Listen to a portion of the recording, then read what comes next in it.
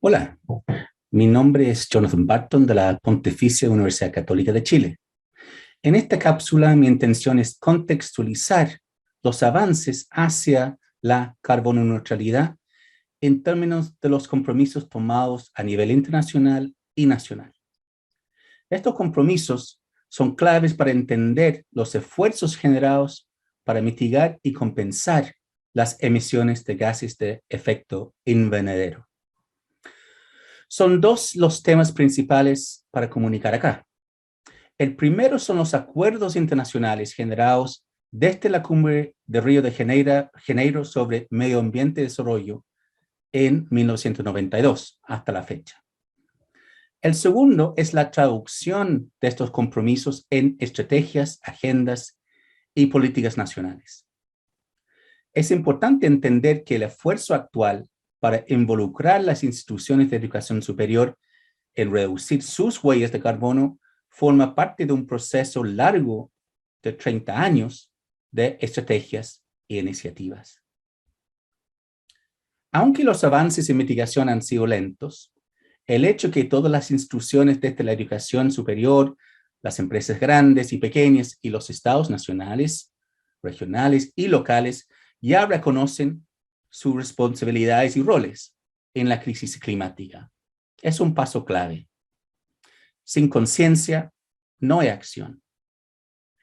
Y para acciones eficaces se necesita una carta de navegación, una estrategia política o plan.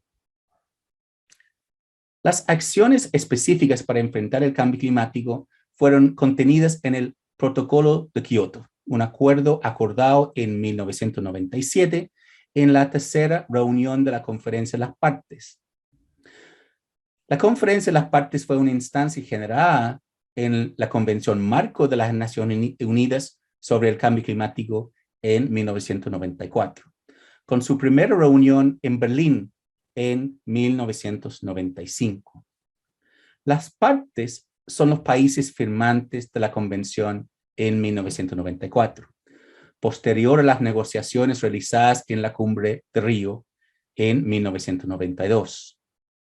Esta cumbre fue el segundo gran cumbre sobre desarrollo sustentable, posterior a la conferencia sobre el medio ambiente humano realizado en Estocolmo en 1972. Ha sido repetido cada 10 años, en Johannesburgo en 2002 y de nuevo en Río de Janeiro en 2012. Las discusiones en Río en 1992 pusieron el cambio climático como prioridad en la agenda de desarrollo sustentable. Eso fue debido a reuniones anteriores de la Organización Mundial Meteorológica con el Programa de las Naciones Unidas sobre el Medio Ambiente y una nueva agrupación que convocaba cientos de científicos, el Panel Intergubernamental de Cambio Climático. Este panel, el IPCC, había emitido su primer informe sobre la situación crítica en el ámbito del cambio climático en 1990. Otros temas en la agenda de Río que también tienen relevancia de cierta manera con el cambio climático fueron Programa 21, una agenda de acción en desarrollo sustentable. También los principios de Río que fijaron criterios claves, como, por ejemplo, el principio de precaución y el que contamina paga. También estaba la Convención de Biodiversidad y los principios forestales.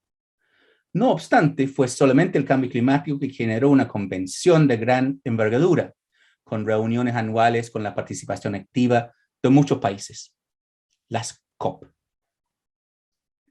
En términos de diplomacia internacional, la rapidez de pasar a la Convención Marco a instrumentos concretos fue notable. En Kioto, el protocolo definía 3 herramientas para iniciar el proceso de mitigación y compensación de emisiones. El primero fue la generación de un mercado de carbono con créditos de reducción transables. El segundo fue el mecanismo de desarrollo limpio para facilitar la conexión entre procesos de reducción de proyectos de infraestructura, transporte, agricultura y forestal, que generaron reducciones acreditables, y las inversionistas que buscaban reducir sus emisiones con estos créditos o bonos. Este mecanismo principalmente promovía proyectos de mitigación o captura en países del sur global, financiados por empresas en el norte global.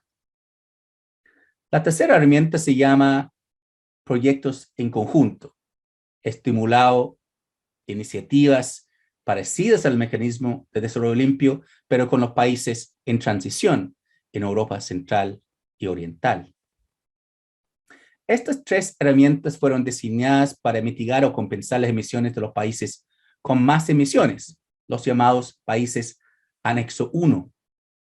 Estos países fueron obligados a fijar su línea base de emisiones y a establecer una meta para alcanzar antes de la expiración del protocolo en 2012, con la ayuda de estas herramientas de mercado, bonos de carbono y la creación de mercados para comercializar estos bonos. Por primera vez en la historia, el protocolo de Kioto creó la idea de la medición y la comercialización de carbono y gases de carbono equivalente, como el metano. Desde ahí nace la posibilidad de pensar en la carbono neutralidad. Mientras los países anexo 1 tuvieron estos compromisos de reducción establecidos en la convención, para los otros países del anexo 2, los avances en mitigación fueron optativos. Fue la demostración de otros de los principios de Río, el principio de responsabilidad diferenciada entre los países según su nivel de desarrollo y sus niveles relativos de emisión. Fue el rol de las reuniones COP de hacer seguimiento de estos compromisos. Lamentablemente, eso no se tradujo en estrategias o planes nacionales de cambio climático debido al énfasis en los mercados internacionales de carbono y el mecanismo de desarrollo limpio en particular. A nivel nacional, otros compromisos relevantes fijados en la Convención Marco fueron, por ejemplo, la necesidad de medir emisiones nacionales, presentados como inventarios, y también evaluar grados de vulnerabilidad frente a los impactos. Estos inventarios alimentaron los modelos de cambio climático a nivel global y la posibilidad de establecer distintos escenarios durante el siglo XXI. Estos escenarios fueron cada vez más pesimistas debido a los pocos avances en mitigación. Fue difícil generar acuerdos y presiones sobre ciertos países. Estados Unidos no participaba. Rusia entró en el acuerdo solamente en 2005 y China e India se quedaron en el anexo 2. Frente a esa inercia, la Unión Europea creó su propio mercado interno o burbuja de carbono para incentivar las reducciones y compensaciones entre los países miembros del bloque.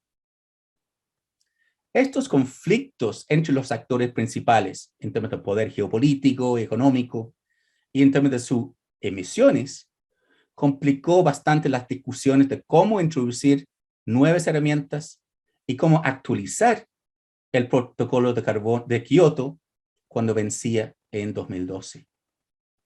Sucesivas reuniones COP no alcanzaron romper el impasse hasta el COP 21 en París en 2015.